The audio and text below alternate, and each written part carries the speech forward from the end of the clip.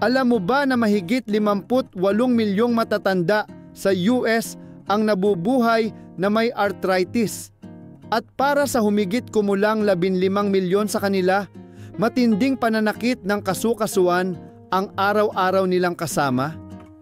Mas marami pa ito kaysa sa pinagsamang populasyon ng New York at Los Angeles na araw-araw nagigising na may sakit na nagpapahirap kahit sa pinakasimpleng gawain. Ang arthritis ay hindi lang simpleng kirot o bahagi ng pagtanda. Isa itong kondisyon na maaaring baguhin ang takbo ng iyong buhay, agawin ang iyong kalayaan, mga hilig at kaligayahan. Sa video natin ngayon, tatalakayin natin ang mga praktikal at napatunayang tips para mapamahalaan ang talamak na sakit dulot ng arthritis. Kung ikaw man ay bagong diagnose o matagal nang nakikipaglaban sa sakit, makakahanap ka rito ng pag-asa, lakas ng loob, at mga konkretong estratehiya para muling makuha ang saya sa iyong araw-araw. Panoorin ng buo para mas maintindihan ang buong video.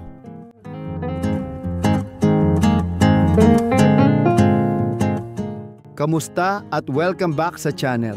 Kung ikaw o ang mahal mo sa buhay ay may arthritis, alam mong ang pamamahala ng talamak na sakit ay higit pa sa pagtiis lang. Ang sakit na dulot ng arthritis ay maaaring walang tigil, nakakaapekto sa iyong kakayahang magtrabaho, maglibang at makipag-ugnayan sa mga mahal sa buhay. Hindi lang ito laban ng katawan, emosyonal din ito. Kaya napakahalaga ng paghahanap ng epektibong paraan ng pamamahala ng sakit. Ngayon, tututukan natin ang mga pang-araw-araw na gawain at pamamaraan na makakatulong sa iyo na muling makontrol ang iyong buhay, mabawasan ang sakit, at muling matuklasan ang mga simpleng kaligayahan. Maging tapat tayo. Ang pamumuhay na may arthritis ay parang pakikipaglaban sa isang kalabang hindi mo nakikita. Hindi palaging naroroon ang sakit, pero maaari itong umatake ng biglaan. Ginagawang labanan ang mga ordinaryong sandali. May mga araw na madali mong nabubuksan ang garapon o natatali ang sapatos, pero kinabukasan, kahit ang pinakamaliit na galaw ay maaaring magdulot ng matalim at masakit na paalala sa iyong mga kasukasuan.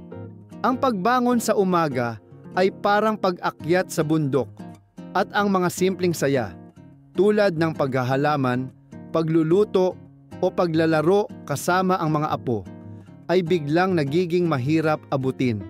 Sa paglipas ng panahon, ang mga pisikal na limitasyong ito ay maaaring unti-unting kainin ang iyong tiwala sa sarili at pakiramdam ng pagiging malaya.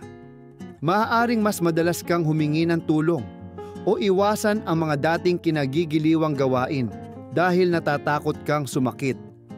Ang pagkawala ng kalayaang ito ay maaaring maging labis na nakakainis at paminsan-minsan nakakahiya.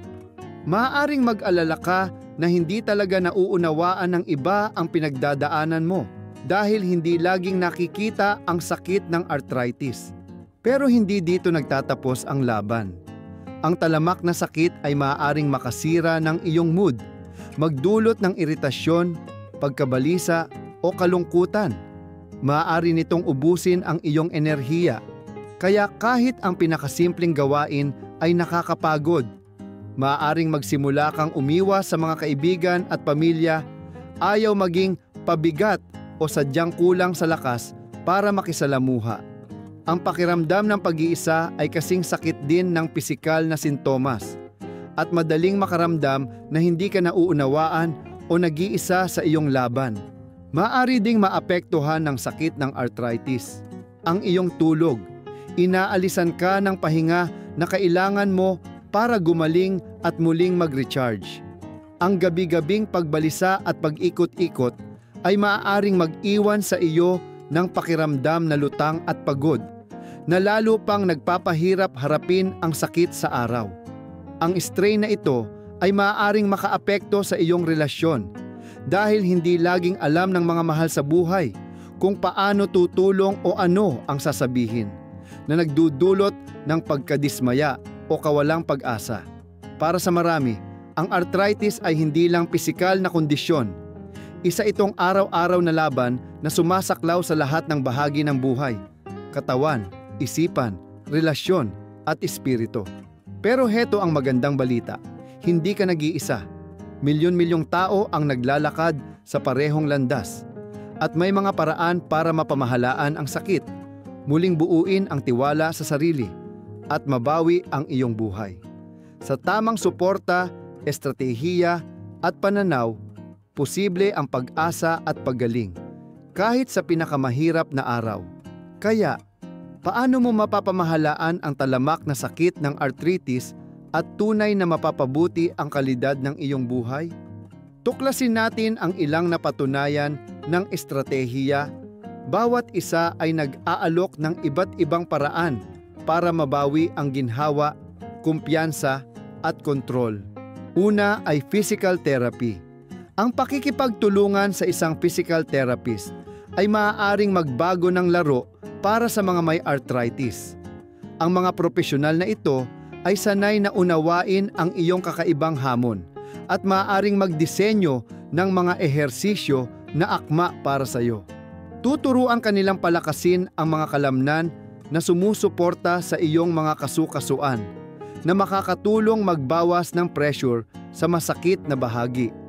Nakatuon din sila sa pagpapabuti ng flexibility at range of motion para mas malaya kang makagalaw ng mas kaunti ang kirot.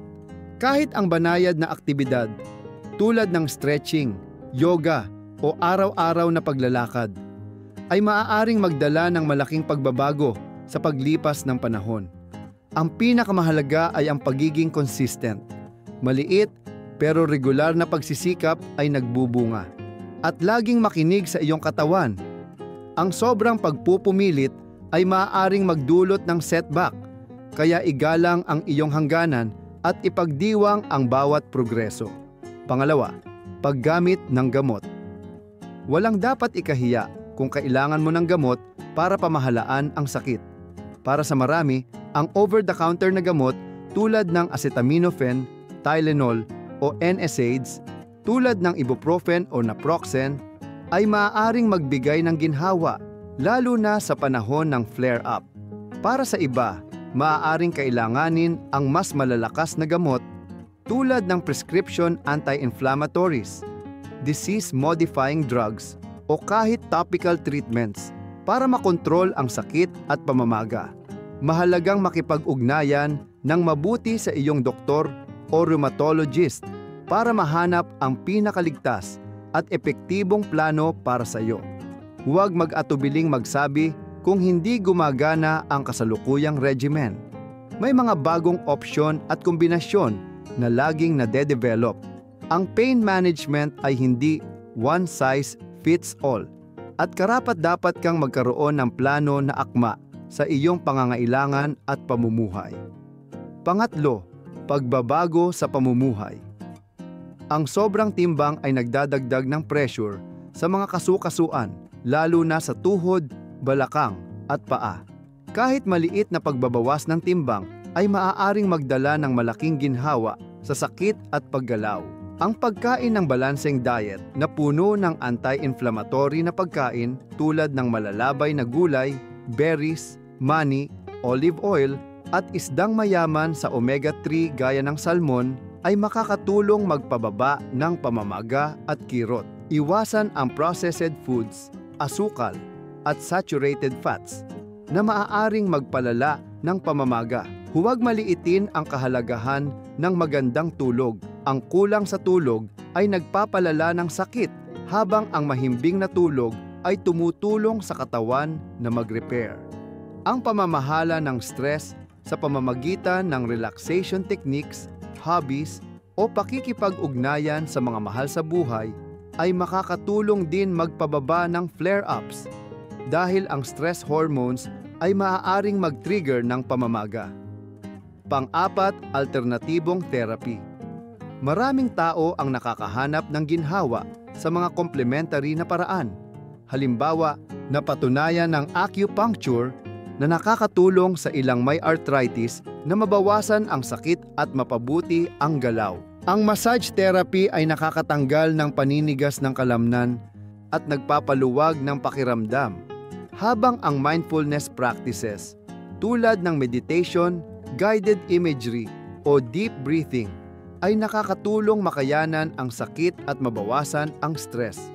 Simple ring home remedies tulad ng maligamgam na paligo, heating pads o cold packs ay pwedeng magbigay ng agarang ginhawa sa masakit na kasukasuan. Ang mahalaga ay subukan ang iba't ibang opsyon at alamin kung ano ang pinakamabisa para sa iyo. Minsan, ang kombinasyon ng ilang therapy, tradisyonal at alternatibo ang nagbibigay ng pinakamagandang resulta. Panglima, mga kagamitang pantulong. Huwag mahiyang gumamit ng mga kagamitan o gadget na nagpapadali ng araw-araw na buhay.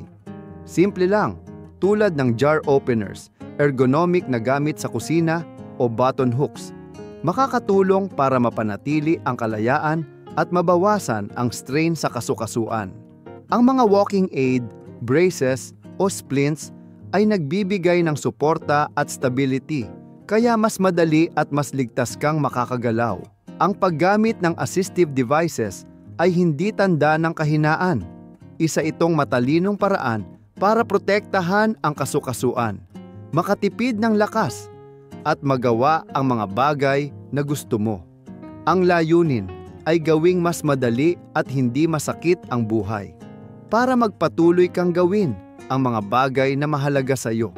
Ang pamamahala ng sakit ng arthritis ay tungkol sa paghahanap ng tamang kombinasyon ng mga estratehiya na babagay sa iyo.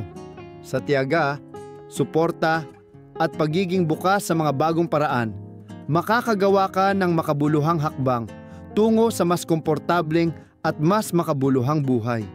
Narito ang isang mahalagang pananaw na tunay na nagbago ng buhay ng maraming may arthritis. Ang consistency ay susi. Natural lang na umasa sa milagro, isang gamot o therapy na agad magpapawala ng sakit.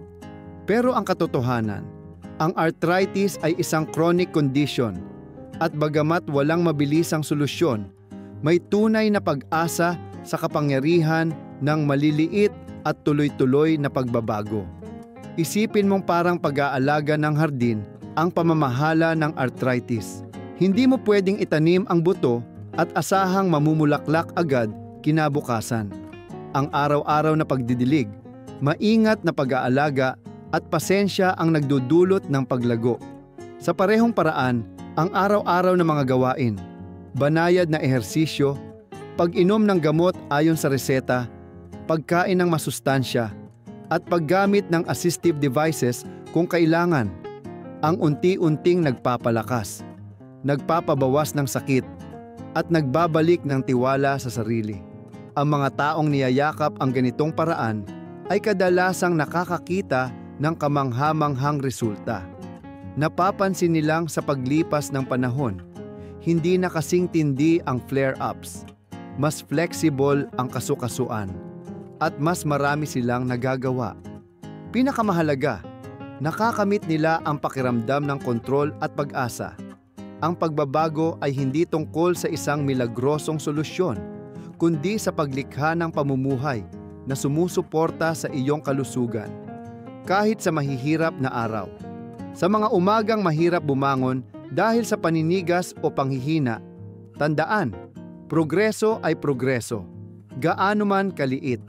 Bawat banayad na stretch, bawat masustansyang pagkain, bawat pagkakataong humingi ka ng suporta o bigyan ang sarili ng pahinga, ikaw ay umuusad. Ipagdiwang ang mga tagumpay na iyon, gaano man kaliit.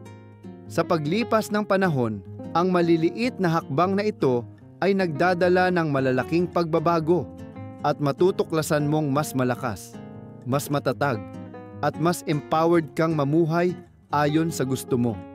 Balikan natin, ang arthritis ay isang karaniwan at mahirap na kondisyon, pero mas malaki ang kapangyarihan mo kaysa sa inaakala mo. Sa pagsasama ng physical therapy, gamot, pagbabago sa pamumuhay, alternatibong therapy, at assistive devices, mapapamahalaan mo ang talamak na sakit at mapapabuti ang kalidad ng iyong buhay. Hindi laging madali ang paglalakbay, pero bawat positibong hakbang ay mahalaga. Tandaan, progreso ang mahalaga, hindi perpeksyon, at karapat-dapat kang gumaan ang pakiramdam. Ngayon, gusto naming marinig mula sa iyo. Anong mga estratehiya o pang-araw-araw na gawain ang nakatulong sa iyo sa pamamahala ng sakit ng arthritis? Ibahagi ang iyong karanasan at tips sa comments. Baka ang kwento mo ang magbigay ng inspirasyon at lakas ng loob sa iba. At kung naghahanap ka pa ng dagdag na gabay, panoorin ang aming susunod na video tungkol sa mga simpleng teknik sa pain management para sa araw-araw. Huwag kalimutang i-like, mag-subscribe at i-click ang bell para hindi ka mahuli sa mga bagong video. Hindi ka nag-iisa sa paglalakbay na ito. Magkaisa tayo at magpatuloy, isang araw sa bawat pagkakataon.